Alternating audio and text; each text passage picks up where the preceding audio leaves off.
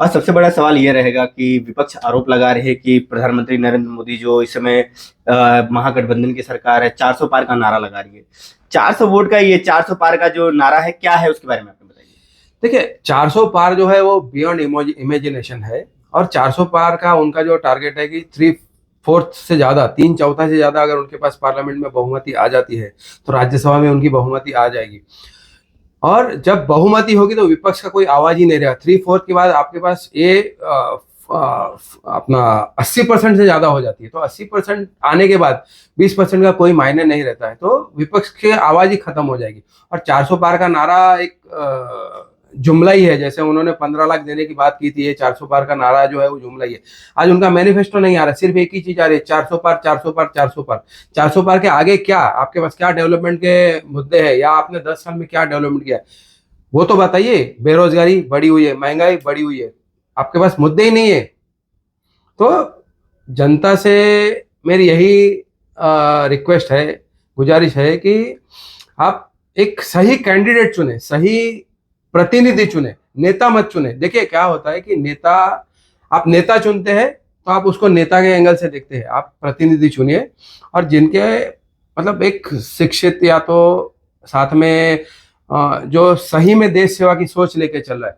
मैं ये नहीं कहता हूँ कि आप मुझे वोट दीजिए, लेकिन मेरा ये मानना है कि एक काबिल जो व्यक्ति है उनको वोट दीजिए। तो मेरे जो एजेंडा मैं लेके आया हूं, अगर आप उसको एक बार गो थ्रू करेंगे तो आपको पता चलेगा कि देश का विकास किस तरीके से हो सकता है, विकास क्या होता है और विकास के लिए क्या क्या कदम उठाने चाहिए, ये उस मुद्दे के अंदर है।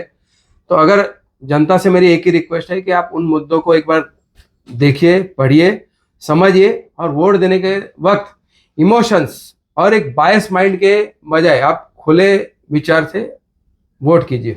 आखिरी सवाल कि जब 20 मई को चुनाव है, 20 मई को चुनाव के दिन जब आपके वोटर्स यहाँ या पूरे नॉर्थ मुंबई की जनता जब वोट करने जाए तो किन मुद्दों को लेकर के जाए? जैसे विकास को ले मुद्दे को लेकर जाए, महंगाई के मुद्दे को लेकर जाए, बेरोजगारी के मुद्दे को ले, आप क्या कहेंगे कि अगर आप वोट डालने जा रहे हैं तो क्या सोच करके वोट करें? देखिए, हर एक व्यक्ति के अलग अलग मुद्दे होते हैं। जो अनएम्प्लॉयड है उसके लिए एम्प्लॉयमेंट बड़ा मुद्दा है। एक एक सेकंड, चले कोई बात नहीं। कौन सा बोले थे आप? महंगाई का मुद्दा, अनएम्प्लॉयमेंट, हाँ, या 20 तारीख को जो चुनाव है उसका। देखिए क्या होता है कि हर एक के अपने अलग अलग मुद्दे हैं। स्त्रियों के अलग मुद्दे हैं, लेडीज के लिए एक सेफ्टी चाहिए कि भाई उनको सिक्योरिटी क्या है, एक व्यापारी के लिए उनके व्यापार के लिए क्या सिक्योरिटी है, उनके अलग मुद्दे हैं। तो हर कैटेगरी के लोग अपने अपने मुद्दे के हिसाब से वोट करेंगे। तो हर एक कैटेगरी के लिए एक डेवलपमेंट प्लान जो है, ब्लूप्रिंट मैंने बना के रखी है कि अगर व्यापारी है तो उसको व्यापार में किस तरीके से उसका डेवलपमेंट होना चाहिए, उसको काय से फायदा होगा। महिला है तो महिला की सुरक्षा के लिए, देखिए आज ब्लैंकेट रूल ये चल रहा है कि जो महिलाओं को जो सुरक्षा का जो दिया हुआ है, नहीं इसको मत लो।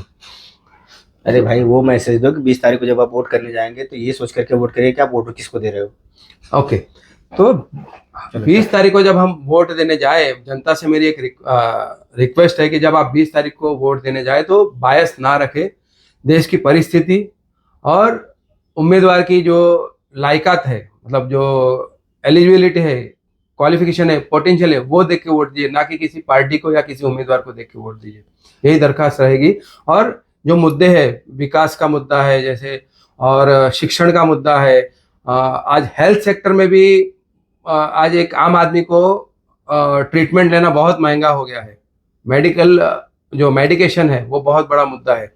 तो ये सब मुद्दों को ध्यान में रख के अगर वोट देंगे तो सच्चा जनप्रतिनिधि आपको मिलेगा। हमने कपिल सोनी जी से बात किया। कपिल सोनी का कहना है कि 20 तारीख को जब चुनाव रहेगा है तो आप एक आम आदमी का जो डिमांड होता है, एक आम आदमी के मन में जो मुद्दे रहते हैं, उन मुद्दों को देख करके आप अपने प्रतिनिधि को चुनिएगा और उनको वोट दीजिएगा।